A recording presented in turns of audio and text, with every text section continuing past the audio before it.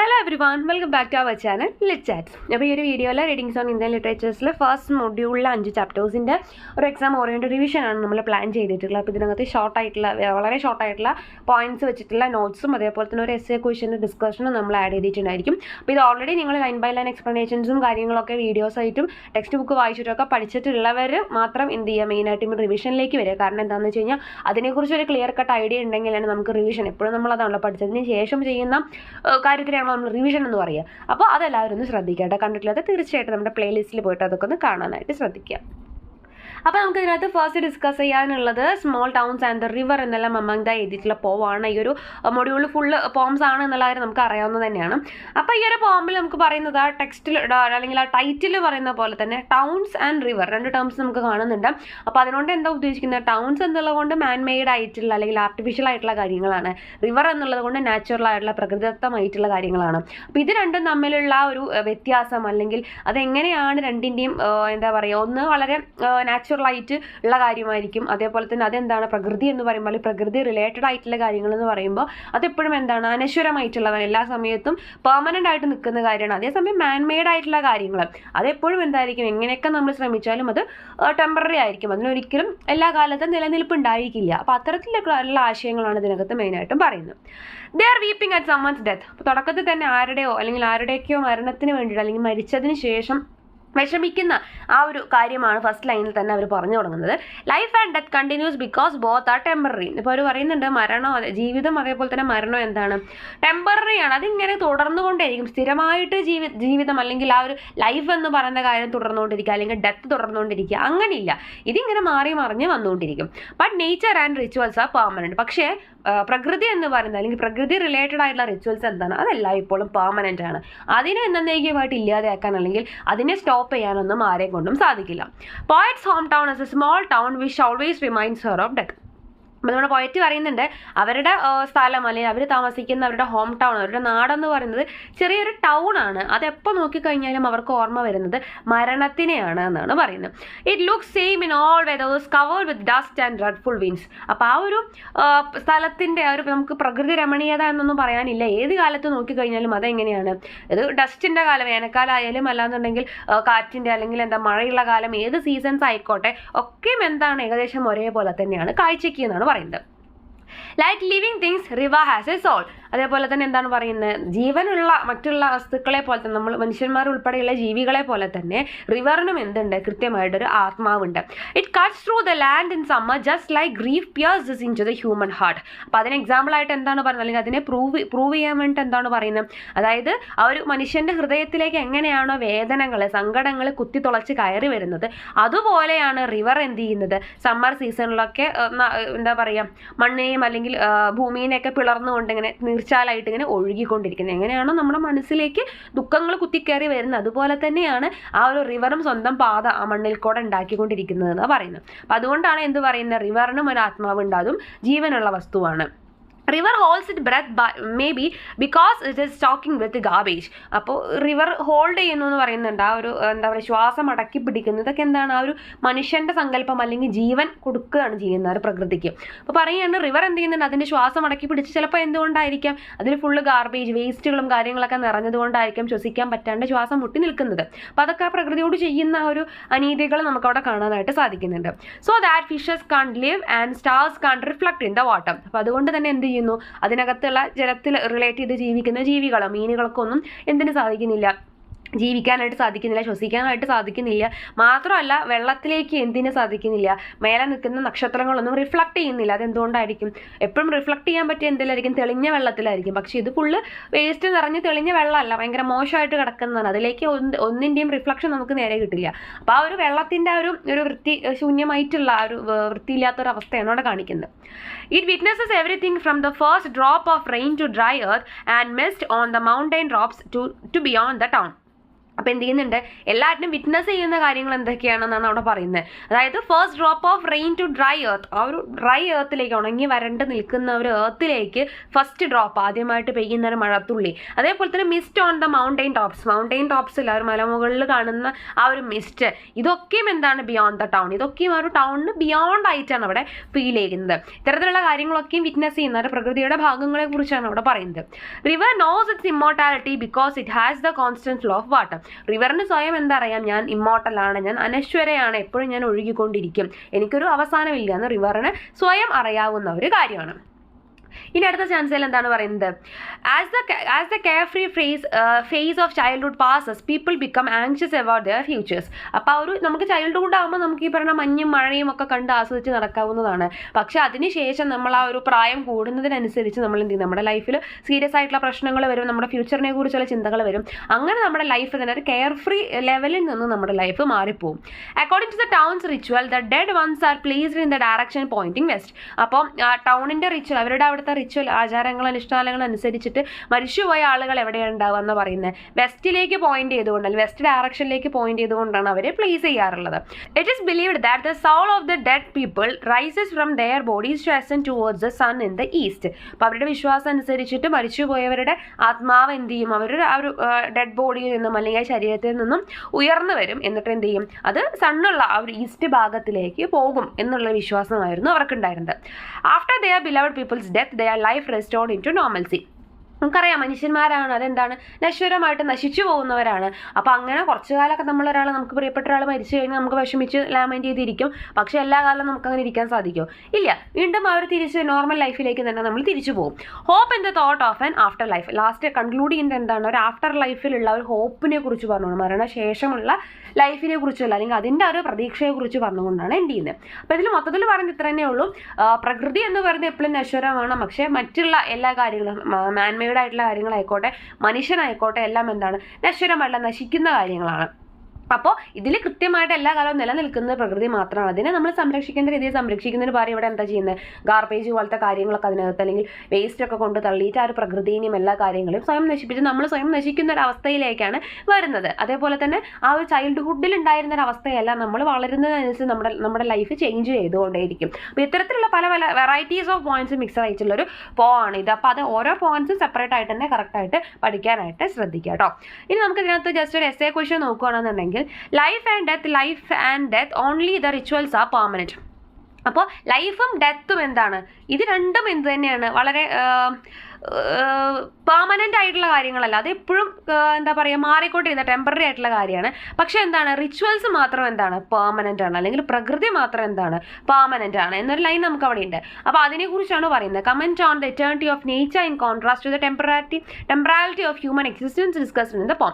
അപ്പോൾ എങ്ങനെയാണ് ആ ഒരു നേച്ചറിൻ്റെ ആ ഒരു ഇറ്റേണിറ്റിയും അതേപോലെ തന്നെ ആ ഒരു ഹ്യൂമൻ എക്സിസ്റ്റൻസിൻ്റെ ടെമ്പറാലിറ്റി, അപ്പോൾ നമ്മൾ തൊട്ട് മുന്നേ പറഞ്ഞ പോയിന്റ്സ് തന്നെയാണ് അതിനകത്ത് വരുന്നത്. അപ്പോൾ അതെങ്ങനെയാണ് ഇതിനകത്ത് ഡിസ്കസ് ചെയ്യുന്നതെന്നാണ് ചോദിക്കുന്നത്. അപ്പോൾ ഇതിനകത്ത് ഫസ്റ്റ് പാരഗ്രാഫിൽ തന്നെ നമുക്ക് പറയുന്നത് ഒരു നേച്ചർ പോമാണ്. പക്ഷെ ആ ഒരു നേച്ചറിൻ്റെ ഭംഗിയെക്കുറിച്ച് പറയുന്നതിനേക്കാൾ കൂടുതൽ എന്താണ് പറയുന്നത്, ആ ഒരു നേച്ചറിൻ്റെ ഡിസ്ട്രക്ഷനെ കുറിച്ച് ലാമെൻറ്റ് ചെയ്യുന്ന രീതിയിലാണ് ഈ ഒരു കവിത എഴുതിയിട്ടുള്ളത്. അതേപോലെ തന്നെ നമ്മുടെ പോയിറ്റിനെ നോക്കുകയാണെന്നുണ്ടെങ്കിൽ അവർ പറയുന്നുണ്ട്, അതായത് ലൈഫും ഡെത്തും എന്താണ് വളരെ ടെമ്പററി അല്ലെങ്കിൽ ട്രാൻഷ്യൻ്റ് ആയിട്ടുള്ള കാര്യങ്ങളാണ്. പക്ഷെ എന്താണ് നേച്ചറും റിച്വൽസും എന്താണ് വളരെ പെർമനൻ്റ് ആയിട്ട് എല്ലാ കാലവും നിലനിൽക്കുന്ന കാര്യങ്ങളാണ്. മാത്രമല്ല പിന്നീടുള്ള ചാൻസുകൾ പാരഗ്രാഫുകളിൽ പറയുന്നുണ്ട്, ചൈൽഡ്ഹുഡിനെ കുറിച്ചാണ് പറയുന്നത്. ചൈൽഡ്ഹുഡ് എന്ന് പറയുന്നത് ഫുൾ ഹാപ്പിനെസ് ആയിരുന്നു. അതിനുശേഷം നമ്മൾ ആ ഒരു ഏജ് വർദ്ധിക്കുന്നതിനനുസരിച്ച് ചേഞ്ച് ചെയ്യുന്നതിനനുസരിച്ച് എന്ത് ചെയ്യുന്നു, ഈ സന്തോഷമെല്ലാം ഡിസപ്പിയർ ചെയ്തു പോകുന്നു. പിന്നെ എന്ത് ചെയ്യുന്നുണ്ട്, നമുക്ക് ആ ഒരു ചെറുപ്പത്തിൽ കണ്ടിരുന്ന പോലെ എല്ലാവരുടെ ലൈഫ് അല്ലെങ്കിൽ അവരുടെ ചുറ്റുപാടും മാറി ചെറിയ ചെറിയ ടൗണുകൾ വർദ്ധിച്ചു വരുന്നത്, അതിൻ്റെ എണ്ണം കൂടിക്കൂടി വരുന്നത്, അതൊക്കെ എന്താണ് ഒരു ഇൻഡസ്ട്രിയലൈസേഷൻ്റെ ഒക്കെ ഭാഗമായിട്ടുള്ള ചേഞ്ചസ് ആണ്. അപ്പോൾ ഇതൊക്കെയും എന്ത് ചെയ്യുന്നു, ഒരു സന്തോഷം കുറയുന്നു, അതിനനുസരിച്ച് ഇൻഡസ്ട്രിയലൈസേഷൻ കൂടുന്നു. അപ്പം നമ്മുടെ ലൈഫിൻ്റെ ചേഞ്ചസ് എന്ത് ചെയ്യുന്നുണ്ട്, ചുറ്റുപാടും അത് എഫക്റ്റ് ചെയ്യുന്നതായിട്ട് നമുക്ക് കാണാനായിട്ട് സാധിക്കുന്നുണ്ട്. അല്ലെങ്കിൽ ചുറ്റുപാട് നടക്കുന്ന ചേഞ്ചസുമായിട്ട് നമ്മുടെ ലൈഫ് ചേഞ്ച് ചെയ്യുന്ന അല്ലെങ്കിൽ അതിൻ്റെ കൂടെ തന്നെ മാറുന്നതായിട്ട് നമുക്ക് കാണാനായിട്ട് സാധിക്കുന്നുണ്ട്. പിന്നെ എന്താ പറയുന്നത്, പോയിറ്റിൻ്റെ ഒരുപാട് മിക്സഡ് ആയിട്ടുള്ള അല്ലെങ്കിൽ ആൻറ്റിതെറ്റിക്കൽ ആയിട്ടുള്ള ഒരുപാട് ഫീലിങ്സ് നേച്ചറിനെ കുറിച്ചും അതേപോലെ തന്നെ സ്മോൾ ടൗൺസ്, അതായത് നാച്ചുറൽ ആയിട്ടുള്ള കാര്യങ്ങളും അതേപോലെ മാൻമെയ്ഡ് ആയിട്ടുള്ള കാര്യങ്ങളും അതിനെക്കുറിച്ചുള്ള കാര്യങ്ങളൊക്കെ ഇവിടെ നമുക്ക് കാണാനായിട്ട് സാധിക്കുന്നുണ്ട്. ഇനി നമുക്ക് ജനറൽ ആയിട്ട് കുറച്ച് പറയണമെന്നുണ്ടെങ്കിൽ വേർഡ്സ് വർത്തിനെ കുറിച്ചോ അല്ലെങ്കിൽ ഷേക്സ്പിയറിൻ്റെ വർക്ക്സ് ഒക്കെ കോട്ട് ചെയ്തുകൊണ്ടൊക്കെ നമുക്ക് എഴുതിയിട്ട് എസ്സേനെ നമുക്ക് എലാബറേറ്റ് ചെയ്യാനായിട്ട് സാധിക്കും. അപ്പോൾ അതൊക്കെ നമുക്ക് എഴുതണമെന്നുണ്ടെങ്കിൽ ആ ഒരു രീതിക്കൊക്കെ നമുക്ക് പറയാവുന്നതാണ് കേട്ടോ. അതൊക്കെ നിങ്ങളുടെ ചോയ്സാണ്. ആ ഒരു ആൻസറിനുള്ള അത്രയും കണ്ടന്റ് നിങ്ങൾക്ക് അല്ലാതെ തന്നെ കിട്ടിയെന്നുണ്ടെങ്കിൽ അതിൻ്റെ ഒന്നും ആവശ്യമില്ല. അല്ലെങ്കിൽ നിങ്ങൾക്ക് തന്നെ ജനറൽ ആയിട്ടുള്ള കാര്യങ്ങളൊക്കെ എടുത്ത് പുറത്തുനിന്നുള്ള കാര്യങ്ങളൊക്കെ എടുത്ത് എഴുതാവുന്നതാണ്. പിന്നെ എന്ത് പറഞ്ഞാൽ നമുക്ക് ഈ ഒരു ലൈൻ നമുക്ക് കോട്ട് ചെയ്ത് എഴുതാവുന്നതാണ്. Man is mortal but nature is immortal. മനുഷ്യൻ എന്ന് പറയുന്നത് എന്താണ്? എപ്പോഴും മോർട്ടലാണ്. മനുഷ്യനാൽ നിർമ്മിക്കപ്പെട്ടിട്ടുള്ള കാര്യങ്ങളെല്ലാം മോർട്ടലാണ്, നശ്വരമാണ്, നശിച്ചു പോകുന്നതാണ്. അതേസമയം നേച്ചർ എന്ന് പറയുന്നത് എന്താണ്? ഇമ്മോർട്ടലാണ്, അനശ്വരമാണ്, അതിനൊരിക്കലും നാശം സംഭവിക്കുന്നില്ല. അപ്പോൾ ഇത്രയും കാര്യങ്ങൾ ഈ സിമ്പിൾ ആയിട്ടുള്ള ഈ കുറച്ച് പോയിന്റ്സ് മാത്രം നിങ്ങൾ ഓർത്ത് വെച്ചാൽ മതി. നിങ്ങൾക്ക് ഇതിനകത്ത് എന്ത് ചോദിച്ചു കഴിഞ്ഞാലും എഴുതാനായിട്ട് സാധിക്കും. പിന്നെ ലൈൻസിനെ കൃത്യമായിട്ട് ഓർത്ത് വയ്ക്കുക. ലൈൻസ് ഒക്കെ എടുത്ത് ചോദിച്ചിട്ടുണ്ടെങ്കിൽ നമുക്കതിൻ്റെ മീനിങ് അറിഞ്ഞിരിക്കണം. ഇനി അടുത്തായിട്ട് നമുക്ക് ഡിസ്കസ് ചെയ്യാനുള്ളത് ഡ്രീം മിഡ് നൈറ്റ് എന്നുള്ള ചാപ്റ്ററാണ്. ശ്രീധല സ്വാമി എഴുതിയിട്ടുള്ള ഒരു പോം തന്നെയാണ്. മൊത്തം ഇതിനകത്ത് പോംസ് ആണല്ലോ. അപ്പോൾ അതുകൊണ്ട് തന്നെ ഇതും മുഴുവുള്ള സെക്കൻഡ് ചാപ്റ്ററും ഒരു പോം തന്നെയാണ്. അപ്പോൾ ഇതിനകത്ത് എന്തൊക്കെയാണ് പറയുന്നത്? Dream mid night. അപ്പോൾ ഇതിൽ നമ്മളൊരു അമ്മേനെയും മകനെയൊക്കെ കണ്ടിട്ടുണ്ടായിരുന്നു. ഇതൊക്കെ പഴയ പ്രീവിയസ് ക്ലാസ്സസ് കേട്ടിട്ടുള്ളവർക്ക് വളരെ ഓർമ്മയുള്ള കാര്യമായിരിക്കും. Fragmented thoughts of A mother about her sun. ഒരു അമ്മയ്ക്ക് മകനെ കുറിച്ചുള്ള ചിന്തകൾ, അല്ലെങ്കിൽ അവരുടെ ഒരു ഫ്രാഗ്മെന്റഡ് ആയിട്ടുള്ള ചിന്തകളാണ് ഇതിനകത്ത് കാണാൻ സാധിക്കുന്നത്. The boy is only 12 years old and is to be executed by drowning. ആ വയസ്സ് ഓർത്ത് വെക്കട്ടെ, വെറും 12 വയസ്സ്, ഒരു ടീനേജിലേക്ക് പോലും കടന്നിട്ടില്ലാത്ത ചെറിയ കുട്ടിയാണ്. അപ്പോൾ അവനെ എന്ത് ചെയ്ത് തീരുമാനിച്ചിരിക്കുകയാണ്? വെള്ളത്തിൽ മുക്കിക്കൊല്ലാനായിട്ടുള്ള ഒരു ഓർഡറാണ് വന്നിട്ടുള്ളത്. He tries to hide him. അപ്പോൾ ആ ഒരു കൊല്ലാൻ ശ്രമിക്കുന്ന, അല്ലെങ്കിൽ ആ ഒരു വിധി നടപ്പാക്കാൻ ശ്രമിക്കുന്ന വിധികർത്താക്കളിൽ നിന്നൊക്കെ അവരെന്ത് ചെയ്യുന്നുണ്ട്? അമ്മ എന്ത് ചെയ്യുന്നുണ്ട്? അവനെ സംരക്ഷിക്കാനായിട്ട് ശ്രമിക്കുന്നുണ്ട്. She still don't know what he had done. പക്ഷെ അവർക്ക് അറിയുന്നില്ല എന്ത് തെറ്റാണ് ഇവൻ ചെയ്തത്, എൻ്റെ മകൻ എന്ത് ചെയ്തിട്ടാണ് ഇവർ കൊല്ലാൻ, അത് മുക്കിക്കൊല്ലാൻ, വെള്ളത്തിലിട്ട് കൊല്ലാൻ വേണ്ടിയിട്ട് ഇവർ ശ്രമിക്കുന്നത് എന്തിനാണെന്ന് ആ സ്ത്രീക്ക് മനസ്സിലാവുന്നില്ല. She is worried about their plan of execution. അവരെന്ത് ചെയ്യുന്നുണ്ട്? എങ്ങനെയാണ് അവർ കൊല്ലാൻ ശ്രമിക്കുന്നത് എന്നതിനെ കുറിച്ചൊക്കെ ഒരുപാട് അവർ വറി ചെയ്യുന്നുണ്ട്. പല അവനിങ്ങനെ അവർ മുനമ്പിൽ കൊണ്ടുപോയി നിർത്തിയിട്ട് അവൻ സ്വയം എടുത്ത് ചാടുമോ, അതോ അവനെ തള്ളി താഴെ ഇടുമോ എന്നൊക്കെ ഇങ്ങനെ അവർ ചിന്തിക്കുന്നുണ്ട്. എങ്ങനെയായിരിക്കും ഇവർ വെള്ളത്തിലിട്ട് കൊല്ലാൻ പോകുന്നതെന്ന് അറിയാൻ വേണ്ടിയിട്ട്. The method of the proposed execution is barbaric. ഒരു ഭയങ്കര കാടന്മാരുടെ പോലെ, അല്ലെങ്കിൽ ഒരു തീരെ മനുഷ്യത്വമില്ലാത്ത കാട്ടാളന്മാരുടെ എന്നൊക്കെ പറയില്ല നമ്മൾ, അത്തരത്തിലുള്ളൊരു രീതിയാണ് ഇപ്പോൾ ഈ പറയുന്നിട്ടുള്ള കാര്യങ്ങൾ. The mother is grief stricken. അപ്പോൾ അമ്മയ്ക്ക് ഭയങ്കര വിഷമത്തിൽ നിൽക്കുന്ന ആ ഒരു സിറ്റുവേഷനിലാണ് അവർ നിൽക്കുന്നത്. എന്ത് ചെയ്യണമെന്ന് അറിയുന്നില്ല, ഒന്നും ചെയ്യാനില്ല അവർക്ക്, കാരണം അവർ ഹെൽപ്ലെസ് ആണ്. He hopes that her son will escape from the execution by drowning. പക്ഷെ അവർ പ്രതീക്ഷിക്കുന്നത് എന്താണ്? ആ ഒരു എക്സിക്യൂഷനിൽ നിന്നും അവൻ തീർച്ചയായിട്ടും രക്ഷപ്പെടും. മാത്രമല്ല ഇപ്പം എന്ത് ചെയ്തിട്ടുണ്ട്? അവരുടെ കയ്യിൽ നിന്നും ഓടി രക്ഷപ്പെട്ട് വേർത്ത് കുളിച്ചിട്ടാണ് അവൻ മുന്നിൽ വന്ന് നിൽക്കുന്നത്. The wings which he used to escape are given by her. അപ്പോൾ അവർ പറയുന്നുണ്ട് അവൻ രക്ഷപ്പെടാൻ വേണ്ടി യൂസ് ചെയ്യുന്ന ആ വിങ്സ് ഞാൻ പ്രൊവൈഡ് ചെയ്തതാണ്, ഞാൻ കൊടുത്തതാണ് എന്നൊക്കെ അവർ, അല്ലെങ്കിൽ അവൻ്റെ ആ ഒരു കഴിവും കാര്യങ്ങളൊക്കെ ഈ അമ്മയുടെ റിസൾട്ടാണ്, അല്ലെങ്കിൽ അമ്മ പറഞ്ഞു കൊടുത്തിട്ടുള്ളതാണെന്നാണ് ഉദ്ദേശിക്കുന്നത്. She believes that even his dream of light was enough to bring him out of the water. അപ്പോൾ അവർ പറയാൻ അവന് സ്വയം ഒരു ചിറകില്ലെങ്കിലും അവൻ്റെ എന്താഗ്രഹം എന്ന് പറയുന്നത് അവന് ജയിക്കണം, അല്ലെങ്കിൽ അവിടെ നിന്നും അവന് പറക്കണം എന്നുള്ള ആഗ്രഹം മാത്രം പര്യാപ്തമായിരിക്കും ചിലപ്പോൾ അവൻ ആ ഒരു എന്താ പറയുക ആ പ്രശ്നത്തിൽ നിന്നും, അല്ലെങ്കിൽ എക്സിക്യൂഷനിൽ നിന്നും രക്ഷപ്പെടാനായിട്ട്. അത്രയും ആ ഒരു മകൻ്റെ കഴിവിൽ, അല്ലെങ്കിൽ ആ ഒരു ഞാൻ കൊടുത്തിട്ടുള്ള ഒരു കഴിവിൽ അമ്മ എന്ത് ചെയ്യുന്നുണ്ട്? വിശ്വസിക്കുന്നുണ്ട്, അല്ലെങ്കിൽ പ്രതീക്ഷ അർപ്പിക്കുന്നുണ്ട്. കാരണം അല്ലാതെ അവിടെ ഫൈറ്റ് ചെയ്യാനോ അവരോട് പറഞ്ഞു ചെയ്യിക്കാനോ ഒന്നും ആ ഒരു അമ്മയും കൊണ്ട് സാധിക്കില്ല എന്നുള്ളത് ഓർത്ത് വയ്ക്കുക. അപ്പോൾ ഇത്രയാണ് ഇതിനകത്ത് വരുന്നത്. അപ്പോൾ ഇതിനകത്ത് നമുക്ക് നെക്സ്റ്റ് നോക്കുകയാണെങ്കിൽ discuss how the poem voices out the absurdities of contemporary life where everything is defined by power and autonomy. അപ്പോൾ സമൂഹത്തിൽ എല്ലായിടത്തും ആ ഒരു എന്താ പറയുക അധികാരവും, അതേപോലെ തന്നെ എന്താ പറയുക മറ്റുള്ളവരുടെ ആ ഒരു സപ്രഷൻ, ഒരു കഴിവും കാര്യങ്ങളും അധികാരങ്ങളൊക്കെ പവർ കയ്യിലുള്ള ആളുകളുടെ സപ്രഷൻ, ഇതൊക്കെയും സഹിച്ച് ജീവിക്കുന്ന ആളുകളുടെ ആ ഒരു ലൈഫാണ് നമുക്ക് ഈ ഒരു പോമിൽ കാണുന്നത്. അപ്പോൾ ഇതെങ്ങനെയാണ് സമൂഹത്തിൻ്റെ ഒരു സമകാലീനമായിട്ടുള്ള സമൂഹത്തിൻ്റെ ഒരു മീനിങ്ലെസ്നെസ്സിനെ കാണിക്കുന്നത്, അല്ലെങ്കിൽ എന്തുകൊണ്ടാണ് ഇത്തരത്തിലൊരു കാര്യം അവർ എഴുതി കാണിക്കുന്നത് എന്നാണ് ഉദ്ദേശിക്കുന്നത് കേട്ടോ. അപ്പോൾ എന്താണ് ഇവിടെ തീർച്ചയായിട്ടും നമുക്കറിയാം ആ ഒരു അധികാരവർഗത്തിൻ്റെ പവർ എന്ത് ചെയ്യാണ്? ഈ താഴ്ന്ന വിഭാഗക്കാരിൽ അടിച്ചേൽപ്പിക്കുകയാണ് ചെയ്യുന്നത്. എന്ത് തെറ്റ് ചെയ്തിട്ടാണെങ്കിൽ ഇത്രയും ചെറിയൊരു കുട്ടീനെ അങ്ങനെ ഒരു വധശിക്ഷയ്ക്ക് വിധിക്കാൻ വേണ്ടിയിട്ടുള്ള അധികാരം ഒരു സമൂഹത്തിന് നമുക്ക്, അല്ലെങ്കിൽ ഒരു നീതിപീഠത്തിന് നമ്മൾ കൊടുത്തിട്ടില്ല. അപ്പോൾ ആ ഒരു കാര്യമാണ് നമ്മളിവിടെ എഴുതേണ്ടതായിട്ടുള്ളത്. അപ്പോൾ ഈ ഒരു എസ്സേയിലേക്ക് നമ്മൾ പോവുകയാണെങ്കിൽ ഈ ഒരു എന്താണ് കഥയിലുള്ളത്, അല്ലെങ്കിൽ എന്താണ് ഈ പോമിൽ പറയുന്നത് നമുക്ക് കൃത്യമായിട്ട് പറഞ്ഞു കൊടുക്കണം. അതായത് 12 year old ബോയുടെ കാര്യമാണ്. അതേപോലെ തന്നെ അവൻ എന്ത് ചെയ്യാണ്? ഇങ്ങനെ വെള്ളത്തിൽ മുക്കി കൊല്ലാൻ വേണ്ടി, ആ ഒരു വാക്ക് ഓർത്ത് വെക്കോട്ടെ, എക്സിക്യൂട്ടഡ് ബൈ ഡ്രൗണിങ് അങ്ങനെ തന്നെ എഴുതണേ. അപ്പോൾ അങ്ങനെ വെള്ളത്തിൽ മുക്കി കൊല്ലാൻ വേണ്ടിയിട്ടുള്ള ഒരു വിധിയാണ് നടപ്പാക്കിയിട്ടുള്ളത്. പക്ഷെ അവർക്ക് അറിയുന്നില്ല, നമുക്കും അതേപോലെ അവൻ്റെ അമ്മയ്ക്കും ഒന്നും അറിയുന്നില്ല എന്ത് തെറ്റാണ് അവൻ ചെയ്തത്, അല്ലെങ്കിൽ ആരാണ് അവനെ ഒരു ശിക്ഷ വിധിച്ചത്, ഒരു ട്രയൽ പോലെയൊക്കെ ഉണ്ടായിട്ടുണ്ടോ എന്നൊന്നും നമുക്ക് അറിയുന്നില്ല. മാത്രമല്ല ഒരു 12 വയസ്സെന്ന് പറയുമ്പോൾ ടീനേജിലേക്ക് പോലും എത്താത്തൊരു കുട്ടിയാവുന്ന സമയത്ത് അവനെ നമ്മൾ തീർച്ചയായിട്ടും ഒരു തെറ്റ് ചെയ്തിട്ടുണ്ടെങ്കിൽ തന്നെ ഒരു സ്കൂൾ ഓഫ് കറക്ഷനിലേക്കൊക്കെ പറഞ്ഞയക്കുക, എന്നിട്ട് അവിടുന്ന് കാര്യങ്ങളൊക്കെ പഠിച്ച് നല്ലൊരു വ്യക്തിയാക്കിയിട്ട് തിരിച്ചു വിടുക എന്നാണ് ചെയ്യേണ്ടത്. പക്ഷേ ഇവിടെ ചെയ്യുന്നത് എന്താണ്, വളരെ ബാർബാരിക് ആയിട്ടുള്ള ഒരു കാര്യമാണ് എന്നുള്ളതൊക്കെ നമ്മൾ അവിടെ എഴുതാനായിട്ട് ശ്രദ്ധിക്കുക. പിന്നെ എന്താ പറയുന്നത്, എക്സിക്യൂഷനേഴ്സ് അവരുടെ ആ ഒരു പവറും അവരുടെ ഒരു അധികാരവും ചോദ്യം ചെയ്യാനൊന്നും നമുക്ക് സാധിക്കുന്നില്ല. അപ്പം അതുകൊണ്ട് തന്നെ ഈ അമ്മ അങ്ങനെ ഇമാജിൻ ചെയ്യുകയാണ്, എങ്ങനെയായിരിക്കും എൻ്റെ കുട്ടീനെ അവർ കൊല്ലാൻ പോകുന്നത്, ഇങ്ങനെ ആ ഒരു പ്ലാങ്കിൻ്റെ മേലെ കൂടെ അങ്ങനെ നടത്തിയിട്ട് ഇങ്ങനെ വീഴ്ത്തുമായിരിക്കുമോ, അല്ലെങ്കിൽ അവൻ സ്വയം വീണ് മരിക്കുമായിരിക്കുമോ എന്നൊക്കെ ഇങ്ങനെ ആലോചിക്കുന്നുണ്ട്. പിന്നെ ഒരു അമ്മയുടെ വിഷമവും കാര്യങ്ങളൊക്കെ നമ്മൾ അവിടെ എഴുതണം. അതിൻ്റെ കൂടെ തന്നെ നമുക്ക് എന്ത് എഴുതണം, വേറെ ഒന്നും ഈ വിഷമിക്കാനും അല്ലെങ്കിൽ അവനെ ഒളിപ്പിച്ച് വെക്കാനും മാത്രമേ അമ്മയും കൊണ്ട് സാധിക്കുള്ളൂ, അല്ലാതെ എന്തിനു സാധിക്കില്ല, അതിനെതിരെ പ്രവർത്തിക്കാനോ അല്ലെങ്കിൽ വേറൊരു കാര്യവും ചെയ്യാനായിട്ട് അവരെയും കൊണ്ട് സാധിക്കില്ല. മാത്രമല്ല വേറെ എന്ത് പറയുന്നുണ്ട്, ആ ഒരു പ്രതീക്ഷ, അമ്മയുടെ ഒരു പ്രതീക്ഷ പറഞ്ഞിട്ട് വേണം അത് എൻഡ് ചെയ്യാനായിട്ട്. അതായത് എൻ്റെ മകൻ എസ്കേപ്പ് ആവും, രക്ഷപ്പെടും എന്നുള്ളൊരു പ്രതീക്ഷ കൂടി അവിടെ അകത്ത് പറയാനായിട്ട് ശ്രദ്ധിക്കുക. അപ്പോൾ അവർ സമൂഹത്തിന് അല്ലെങ്കിൽ അധികാരവർഗത്തിൻ്റെ ആ ഒരു എന്താ പറയുക കാട്ടാള മനോഭാവമാണ് നമ്മളവിടെ കാണിക്കേണ്ടത്. ഒരു 12 വയസ്സുള്ള കുട്ടിയോട് അവർ കാണിക്കുന്ന ക്രൂരത, അതിനാണ് നമ്മളവിടെ എടുത്ത് കാണിക്കേണ്ടത്.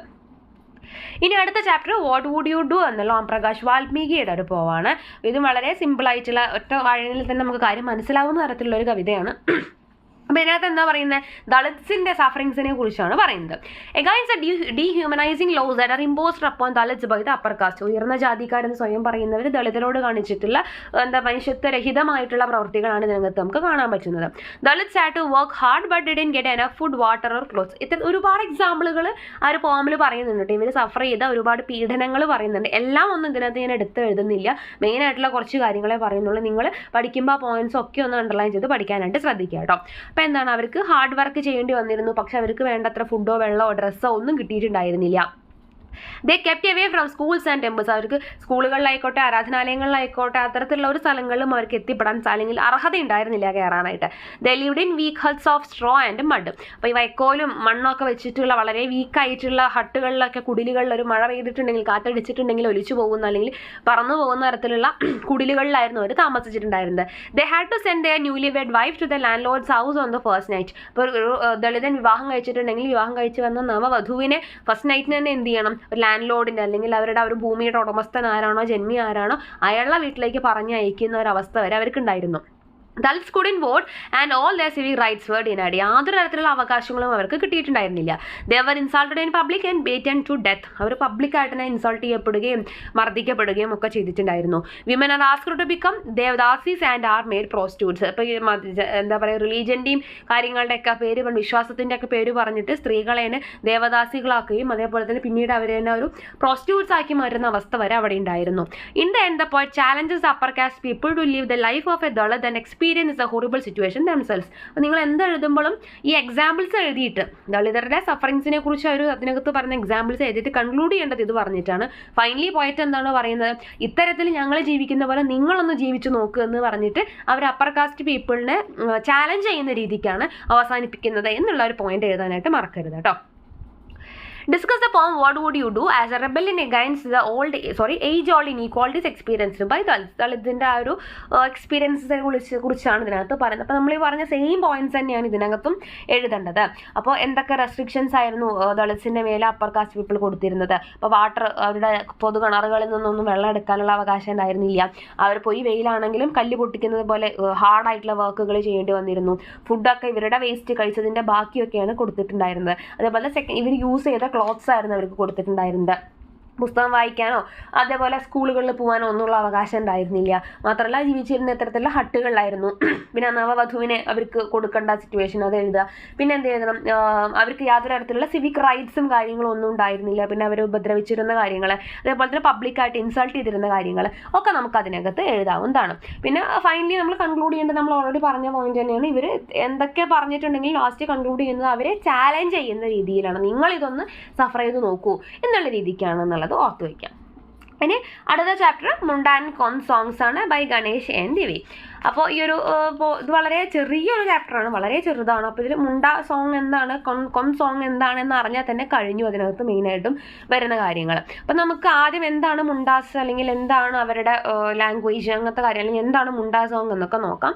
മുണ്ടാസ് are aboriginals who live in Jharkhand. ഈ പോയിന്റ്സ് എന്തായാലും ഓർത്ത് വയ്ക്കണം കേട്ടോ. ഈ സ്ക്രീനിൽ കാണിക്കുന്നത് ജാർഖണ്ഡിലെ അബോറിജിനൽസ് ആണ് മുണ്ടാസ് എന്ന് പറയുന്നത്. ദെയർ ലാംഗ്വേജസ് മുണ്ടാരി, അവരുടെ ലാംഗ്വേജ് മുണ്ടാരിയാണ്. It does not have a script of its own. അതാണ് ഒരു ലാംഗ്വേജിന് സ്വയമായിട്ട് ലിപികൾ, സ്ക്രിപ്റ്റ്സ് ഒന്നും ഇല്ല. A Munda song sung on the birth of a son or daughter in a Munda family.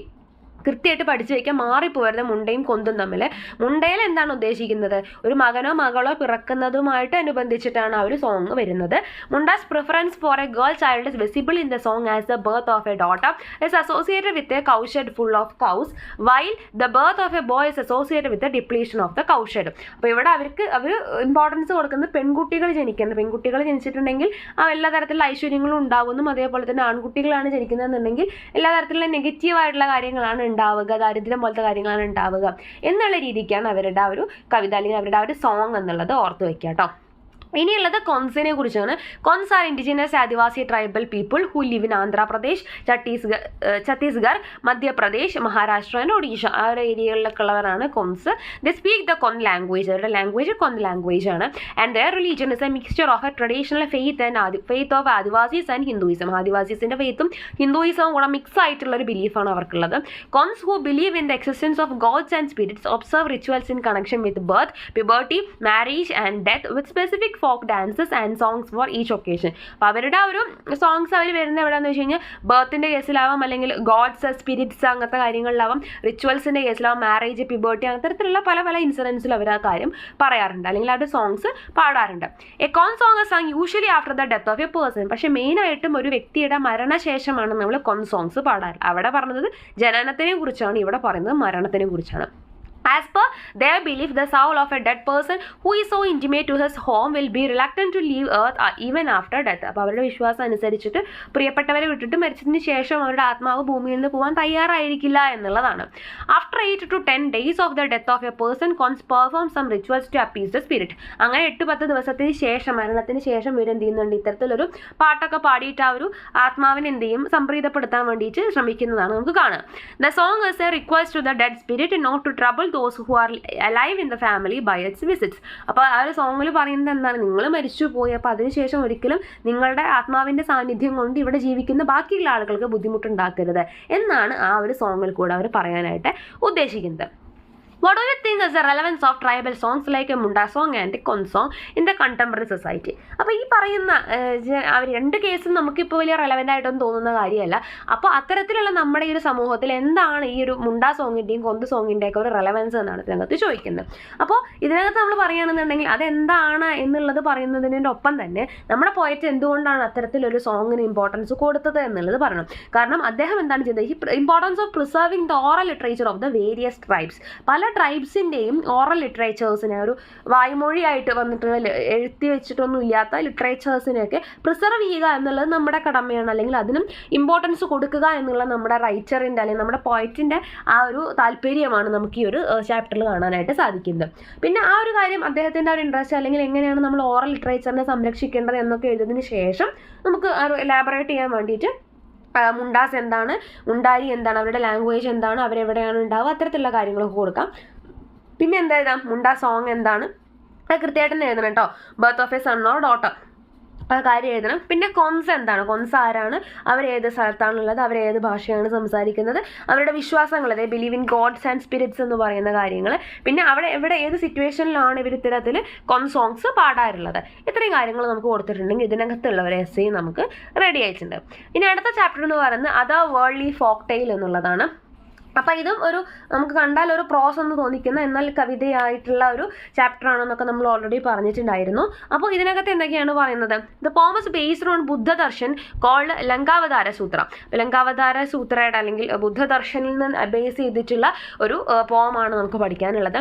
In this sutra Buddha asserts that all objects of the world and the names and forms of experience are manifestations of the mind. എല്ലാ കാര്യങ്ങളും എന്താണ്, മനസ്സിൻ്റെ ഒരു manifestations ആണ് എന്നാണ് ഇതിനകത്ത് പറയുന്നത്. Apart from throwing light into the doctrines of Buddha that highlight mind as the only reality, the poem also discusses the relationship between the earth and the seed. അപ്പോൾ ഇവിടെ എന്താണ് കാണിക്കുന്നത്, അവർ എർത്തും സീഡും തമ്മിലുള്ള റിലേഷൻഷിപ്പാണ് കാണുന്നത്. ചെറിയൊരു കഥ പോലെ പറഞ്ഞിട്ടുള്ള ഒരു സിമ്പിളായിട്ടുള്ളൊരു കാര്യമാണ് നമുക്ക് അറിയാവുന്നത്. എർത്തും ഭൂമിയും അതിൽ നിന്ന് മുള പൊട്ടി വന്നിട്ടുള്ള ഒരു വിത്തും തമ്മിലുള്ള ഒരു ബന്ധമാണ് ഇതിനകത്ത് കാണുന്നത്. The relationship metaphorically depicts the bond between a mother and a child. പക്ഷേ ഇവിടെ ഉദ്ദേശിക്കുന്നത് എന്താണ്, ഒരു അമ്മയും കുഞ്ഞും തമ്മിലുള്ള ബന്ധമാണ്. അവിടെ ഭൂമി എന്താണ്, അമ്മയാണ്, വിത്ത് എന്താണ്, കുഞ്ഞാണ് എന്നുള്ള കാര്യം ഓർക്കുക. The tree's desire to return to her mother security as a seed can be read as a human eternal quest to go back to childhood. അപ്പോൾ അത്രയും കാലം ആ ഒരു ഭൂമിയിൽ കിടന്ന ഒരു വിത്ത് അമ്മയുടെ മടിത്തട്ടിൽ കിടക്കുന്ന ഒരു കുഞ്ഞിനെ പോലെയാണ്. അപ്പോൾ അതെന്തിനും വൈമുഖ്യം കാണിക്കുകയാണ്, വളർന്ന് മുള പൊട്ടി ഒരു മരമായിട്ട് അല്ലെങ്കിൽ ചെടിയായിട്ട് മാറാൻ താല്പര്യക്കുറവ് കാണിക്കുക. കാരണം വലുതായി കഴിഞ്ഞാൽ അമ്മയുടെ മടിയിൽ കിടക്കാൻ പറ്റില്ലല്ലോ, സാധാരണ മനുഷ്യരുടെ ആഗ്രഹം പോലെ തന്നെ. പക്ഷേ അമ്മ എന്ത് ചെയ്യാണ്, എൻ്റെ കുട്ടി വളരണം അല്ലെങ്കിൽ അത് വലുതാവണം, എപ്പോഴും ഇങ്ങനെ എൻ്റെ മടിയിൽ കിടന്നാൽ പോരാ എന്നുള്ള രീതിക്ക് ഏർത്ത് എന്ത് ചെയ്യണം, അവനെ പ്രൊമോട്ട് ചെയ്യണം വിത്തിനെ വളരാൻ വേണ്ടിയിട്ട്. അങ്ങനെ വളർന്ന് മരമായി മാറുന്നപ്പോൾ അതനുസരിച്ചിട്ട് ഈ മരവും ഭൂമിയും തമ്മിലുള്ള ഒരു ഡിഫറൻസ്, ഒരു അകൽച്ച വരുന്നു. സാധാരണ കുട്ടികൾ സ്കൂളിൽ പഠിക്കുമ്പോൾ കോളേജ് പഠിക്കുമ്പോഴൊക്കെ വീട്ടിലായിരിക്കും, പക്ഷേ ജോലി കാര്യങ്ങളൊക്കെ ആയിട്ട് മാറുമ്പോൾ എന്ത് ചെയ്യണം, പാരൻസിൽ നിന്നും ഒരുപാട് വിട്ടു പോകുന്ന സിറ്റുവേഷൻ നമുക്ക് കാണാനായിട്ട് സാധിക്കും. അപ്പോൾ അത് തന്നെയാണ് ഇവിടെയും പറയുന്നത്. അപ്പോഴും നമ്മൾ എന്താഗ്രഹിക്കും, ചിലപ്പോൾ അവർ ചെറുപ്പത്തിലേക്ക് പോയാൽ മതിയായിരുന്നു, ഇത്രയും സ്ട്രെസ്സും സ്ട്രെയിനും ഉള്ള ലൈഫ് വേണ്ടായിരുന്നു നമ്മൾ ആഗ്രഹിക്കുന്ന ആ രീതിയാണ് ഇവിടെ കാണുന്നത് കേട്ടോ. Through the poem the poet advises the readers not to be intoxicated by the victories that we achieve in our life. Finally എന്താണ് അവർ പറയുന്നത്, നമ്മൾ ലൈഫിൽ എത്ര ഉയരത്തിലേക്ക് എത്തിയാലും ആ ഒരു വിത്ത് മുളച്ച് എത്ര വലിയ വൃക്ഷമായിട്ട് മാറിയിട്ടുണ്ടെങ്കിലും നമ്മൾ എന്ത് ചെയ്യരുത്, നമ്മൾ ഏത് മദർ എർത്തിൽ നിന്നാണ് വന്നാലും നമ്മുടെ വേരുകൾ എവിടെയാണ് കിടക്കുന്നത് എന്നുള്ളത് കൃത്യമായിട്ട് നമ്മൾ അറിഞ്ഞിരിക്കണം. ഒരിക്കലും നമ്മൾ എന്ത് ചെയ്ത് ഒരു വിഷമായിട്ട് മാറരുത്, അല്ലെങ്കിൽ നമ്മുടെ ഉള്ളിലെ ഒരു അസൂയയും അല്ലെങ്കിൽ എന്താ പറയുക അഹങ്കാരവും ഒന്നും മുള പൊട്ടാനുള്ള സിറ്റുവേഷൻ നമ്മൾ വരുത്തരുത് എന്നാണ് അതുകൊണ്ട് ഉദ്ദേശിക്കുന്നത്. How do you relate the themes of the poem with human ലൈഫായിട്ട് എങ്ങനെ നമുക്ക് റിലേറ്റ് ചെയ്യാം? ഇപ്പോൾ നമ്മൾ പറഞ്ഞ കാര്യം തന്നെ, ഒന്നെന്താണ് bond between a mother and her child, അമ്മയും കുഞ്ഞും തമ്മിലുള്ള ബോണ്ടാണ് ഇവിടെ കാണുന്നത് എന്നുള്ളത് ഓർത്ത് വയ്ക്കുക. അതേപോലെ തന്നെ ട്രീയുടെ ഡിസയർ എന്താണ്, എപ്പോഴും ആ ഒരു അമ്മയുടെ മടിത്തട്ട് തന്നെ കടന്നാൽ മതിയായിരുന്നു എന്നായിരുന്നു ആഗ്രഹം. പക്ഷെ മദർ അകത്ത് എപ്പോഴും ആഗ്രഹിച്ചിരുന്ന ആ ഒരു മരം അല്ലെങ്കിൽ വിത്ത് വളർന്ന് വലുതാവണം എന്ന് തന്നെയായിരുന്നു. അപ്പോൾ ഇതിനകത്ത് നമ്മൾ മെയിനായിട്ട് പറയുന്നത് എന്താണ്, മറ്റേ നമ്മുടെ വിജയം കൊണ്ട് അല്ലെങ്കിൽ നമ്മുടെ ഉയർച്ച കൊണ്ട് ഒരിക്കലും നമ്മളൊരു ഇൻടോക്സിക്കേറ്റഡ് ആയിട്ട് മാറാൻ പാടില്ല, നമ്മളതിൽ അഹങ്കരിക്കാൻ പാടില്ല എന്നുള്ളതാണ് ഇതിൻ്റെ മെയിൻ ഗുണപാഠം എന്നുള്ളത് മനസ്സിലാക്കുക. പിന്നെ എന്താ പറയുന്നത്, നമ്മുടെ ആ ഒരു മൊത്തം ആ കഥയിലേക്ക് വരിക, ആ ഒരു സീഡ് എന്താണ് ആഗ്രഹിച്ചിരുന്നത്, എപ്പോഴും മദർ ഏർത്തിൻ്റെ ലാപ്പിൽ കിടക്കണം എന്നായിരുന്നു. പക്ഷേ ഏർത്ത് എപ്പോഴും ആഗ്രഹിച്ചിരുന്നത് ആ ഒരു സീഡ് വളർന്ന് വലുതാവണം എന്നുള്ളതായിരുന്നു. അങ്ങനെ ഒരു മഴ പെയ്യുന്നു, ആ ഒരു എന്താ പറയുക വിത്തിന് മുള പൊട്ടുന്നു, വിത്ത് വലുതാവുന്നു, അങ്ങനെ വലിയ ഉയരത്തിലേക്ക് എത്തുന്നു. പക്ഷേ ഏർത്തിന് എന്ത് സാധിക്കില്ല, ഉയരത്തിലേക്ക് പോകാൻ പറ്റുമോ? ഇല്ല, എക്സ്പാൻഡ് ചെയ്യാനേ പറ്റും, അല്ലാണ്ട് ഒരിക്കലും ഉയരത്തിലേക്ക് പോകാനായിട്ട് സാധിക്കില്ല. അങ്ങനെ ആ ഒരു ഏർത്തും വിത്തും അല്ലെങ്കിൽ ആ ഒരു മരവും തമ്മിലുള്ളൊരു ഗ്യാപ്പ് വരികയാണ്. അങ്ങനെ ഏർത്ത് എന്ത് ചെയ്യുന്നുണ്ട്, ഏർത്തും ട്രീയും തമ്മിലൊരു ഡിഫറൻസ് വല്ലാണ്ട് വരുന്നുണ്ട്. അതേ കാര്യം തന്നെയാണ് നമ്മുടെ ഹ്യൂമൻ ലൈഫിലും സംഭവിക്കുന്നത്. കാലക്രമേണ നമ്മളും നമ്മുടെ വേരുകൾ അല്ലെങ്കിൽ നമ്മുടെ ഫാമിലിയുമായിട്ട് നമുക്കൊരു ഡിഫറൻസ് അല്ലെങ്കിൽ ആ ഒരു ഗ്യാപ്പ് വരുന്നത് നമുക്ക് കാണാനായിട്ട് സാധിക്കും. അതേപോലെ തന്നെ എന്താണ്, however big or tall a person grows, he or she will certainly continue to love his or her mother. നമ്മൾ എത്രത്തോളം ഉയരത്തിലേക്ക് എത്തിക്കഴിഞ്ഞാലും നമ്മൾ നമ്മുടെ ഫാദറിനെ മദറിനെ ഒന്നും നമ്മൾ എന്ത് ചെയ്യരുത്, ഒരിക്കലും വേണ്ടാന്ന് വെക്കരുത്. എപ്പോഴും അവരോടുള്ള സ്നേഹവും അവരോടുള്ള കണക്ഷനും നമ്മൾ ഒഴിവാക്കാൻ പാടില്ല എന്നാണ് ഇതുകൊണ്ട് ഉദ്ദേശിക്കുന്നത്. ഇത്രയാണ് ഈ 5 ചാപ്റ്റേഴ്സിൽ മെയിനായിട്ട് പറയുന്നുള്ളൂ. ക്ലിയർ ആയെന്ന് വിചാരിക്കുന്നു. താങ്ക്